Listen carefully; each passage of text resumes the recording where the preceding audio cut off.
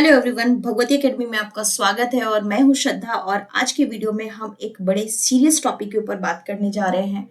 तो इससे पहले कि हम आगे बढ़े, इस चैनल को लाइक और सब्सक्राइब करना ना भूलें। तो आज हम बात करने जा रहे हैं मार्केट में जो रिसेंट फॉल देखने को मिल रहा है उसके बारे में। जैसा कि हम सभी ने देखा कि लास्ट 3 डेज में मार्केट में एक बड़ी फॉल देखने को मिली है। निफ्टी अब तक 700 पॉइंट्स का फॉल दे चुकी है। वहीं पे अगर हम बैंक निफ्टी की बात करें तो बैंक निफ्टी में हमें 2900 पॉइंट्स का फॉल अब तक देखने को मिला है। लास्ट 3 ट्रेडिंग सेशंस में ये सारे फॉल्स हमें देखने को मिल रहे हैं। इसके अलावा पूरी मार्केट में एक पैनिक सेलिंग का माहौल बना हुआ है। सारे स्टॉक्स के प्राइस में जबरदस्त फॉल है और सबसे ज्यादा जो फॉल आया है वो अदानी ग्रुप्स के शेयर्स में है। तो क्या रीजन है कि मार्केट में इतना सेलिंग प्रेशर आ चुका है? तो इसके पीछे का रीजन जो है वो भी अदानी ग्रुप ही है। अदानी ग्रुप के लिए एक नेगेटिव न्यूज आई है, एक एलिगेशन लगा है अदानी ग्रुप्स के ऊपर और वो एलिगेशन ये कहता है कि अदानी ग्रुप एक स्कैम में इन्वॉल्व है, वो मैनिपुलेशन में इन्वॉल्व है और जिसके कारण ये नेगेटिव न्यूज का असर है कि मार्केट में फॉल आ गई। अब ये एलिगेशन लगाया किसने? तो एलिगेशन लगाने वाली कंपनी जो है उसका नाम है हिडेनबर्ग रिसर्च। और हिडेनबर्ग रिसर्च क्या करती है? तो इसका काम ही है फ्रॉड को एक्सपोज करना और इन्वेस्टर्स के पैसे को प्रोटेक्ट करना। ये यूएस बेस्ड कंपनी है और ये मार्केट में जो पैसा कमाती है, जो इसका इन्वेस्टमेंट स्टाइल है वो शॉर्ट सेलिंग का है। ये शॉर्ट सेलिंग करके पैसा कमाती है। अब इसने क्या रिपोर्ट पब्लिश करी है? तो आइए एक बार रिपोर्ट पे ही चलते हैं और देखते हैं ऐसा उसमें क्या मेंशन है जिसके कारण मार्केट में इतनी बड़ी फॉल आ गई। तो ये उन्होंने अपने ट्विटर के पेज पे भी मेंशन करा है, जो आप देख सकते हैं कि Adani group, how the world's third richest man is pulling the largest con in the corporate history. ये रिपोर्ट इन्होंने पब्लिश करी हुई है और ये कोई छोटी रिपोर्ट नहीं है। इसमें टोटल 88 पॉइंट मेंशन करे गए हैं और अदानी ग्रुप से सवाल पूछे गए हैं कि ऐसा क्यों है और ऐसा उन्होंने क्यों किया। तो आरोप जो है वो बड़ा संगीन आरोप लगाया है। आरोप जो है, जो फर्स्ट हम सारे 88 एलिगेशंस के ऊपर बात नहीं करने वाले हैं, नहीं तो ये वीडियो बहुत बड़ा बन जाएगा, लेकिन हम कुछ मेजर पॉइंट्स डिस्कस करने वाले हैं। तो अगर आप देखेंगे तो इन्होंने सबसे पहले जो एलिगेशन लगाया है वो ये दावा कर रहे हैं कि ये जो एलिगेशन है या ये जो उन्होंने रिपोर्ट पब्लिश करी है ये कोई 1-2 दिन की रिपोर्ट नहीं है। इन्होंने 2 इयर्स इसके ऊपर इन्वेस्टिगेशन करा है और इन्वेस्टिगेशन करने के बाद इन्होंने ये आरोप लगाया है कि ये स्टॉक मैनिपुलेशन और अकाउंटिंग फ्रॉड स्कैम में इन्वॉल्व है। वो भी कोई 1-2 सालों से इन्वॉल्व नहीं है, डिकेड्स इन्होंने मेंशन करा है कि बहुत सालों से ये इसमें इन्वॉल्व है। अब स्टॉक मैनिपुलेशन का जो आरोप है, इसका मतलब है कि ये स्टॉक के प्राइस को मैनिपुलेट कर रहे हैं, उसमें ऊपर ले जाने के लिए, उसको पुश करने के लिए, उसको बढ़ाने के लिए ये प्लानिंग करते हैं और मैनिपुलेट कर रहे हैं। जैसा कि हर्षद मेहता ने किया था कि 100 रुपए की चीज को 10,000 पहुंचा देना, मतलब कुछ प्राइस मैनिपुलेशन चल रहा है। दूसरे पॉइंट में जो इन्होंने मेंशन करा है वो आप देख सकते हैं, इन्होंने नाम भी इसमें मेंशन करा है, डायरेक्ट नेम मेंशन करा है गौतम अडानी का, जो कि इसके फाउंडर और चेयरपर्सन है। और इन्होंने कहा कि इनकी जो 7 लिस्टेड कंपनीज है उसमें लास्ट 3 इयर्स में जो स्पाइक आया है, जो स्टॉक के प्राइस में स्पाइक आया है, वो उसका जो एवरेज है वो 819% का एवरेज है। वो खुद नहीं आया है, वो पुश किया गया है, उसके प्राइस को बढ़ाया गया है।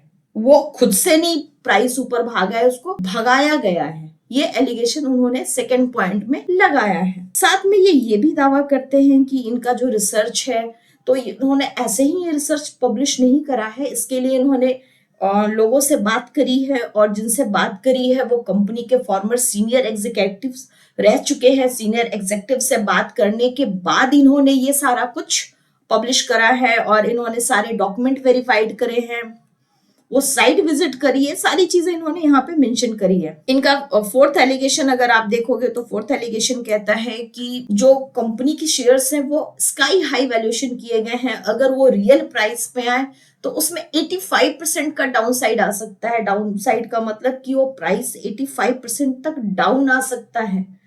तो इसको बहुत ज्यादा वैल्यूएशन दिया गया है। तो ये भी एलिगेशन इन्होंने लगाया है।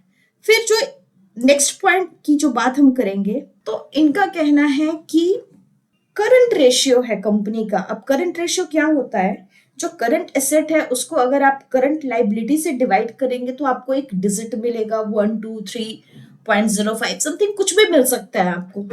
तो वो जो रेशियो है वो इनके 5 में से 7 मेन कंपनीज का 1 से कम होगा। 1 से कम होने का मतलब है कि कंपनी को पैसे की दिक्कत है, पैसे की किल्लत है। तो ये हमें भी पता है कि हाँ, इन्होंने जो सारा काम किया है वो मार्केट से लोन लेके किया है, बैंकों से लोन लेके किया है।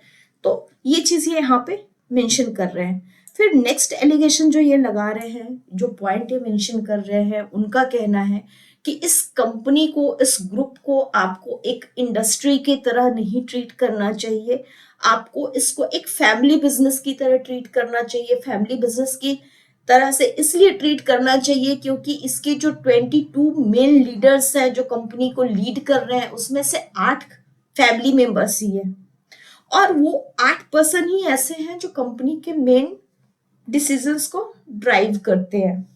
अब इसके बाद इन्होंने नेक्स्ट पॉइंट में मेंशन किया है कि ये जो काम इन्होंने किया है, जो फ्रॉड एक्टिविटीज करी हैं, ये सब इनका कुछ नया नहीं है, और इनकी फैमिली ऑलरेडी जो है पहले भी पास्ट में भी फ्रॉड्स कर चुकी है। 4 मेजर गवर्नमेंट फ्रॉड इन्वेस्टिगेशन का इन्होंने नाम लिया है।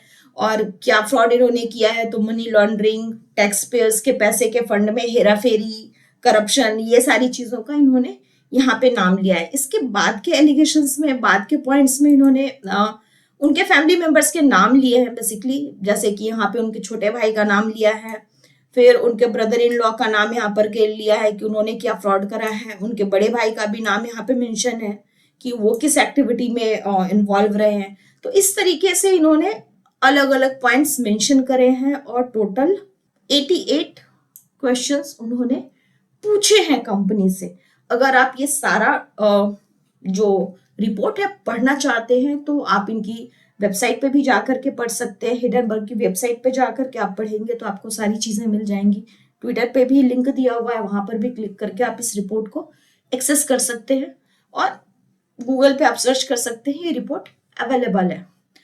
अब बात आती है कि क्या हमें इस रिपोर्ट को ट्रस्ट करना चाहिए। तो देखिए, किसी भी रिपोर्ट को, किसी भी न्यूज को आपको कभी भी एक वन साइड रिपोर्ट देख करके आपको कोई डिसीजन नहीं लेना चाहिए। आपको हमेशा दोनों साइड की बातें सुननी चाहिए।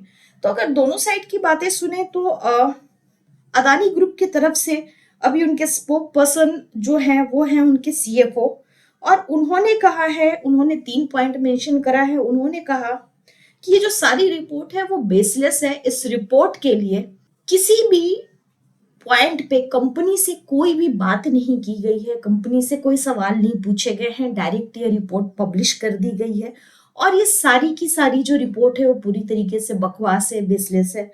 सेकेंड पॉइंट कि इसमें से जो भी आरोप लगे हैं उसमें से आधे से ज्यादा आरोप को, कंपनी के ऊपर जो भी आरोप लगे उसको कोर्ट ने ऑलरेडी रद्द कर दिया है, खत्म कर दिया है, फिर भी इन्होंने वो पास्ट के सारे आरोप जो हैं कंपनी के ऊपर वो लगा रहे हैं। थर्ड और मेन पॉइंट उन्होंने जो मेंशन करा है वो है टाइमिंग। उनका कहना है कि अभी ये रिपोर्ट जो आई है ये पहले भी आ सकती थी या बाद में भी आ सकती थी।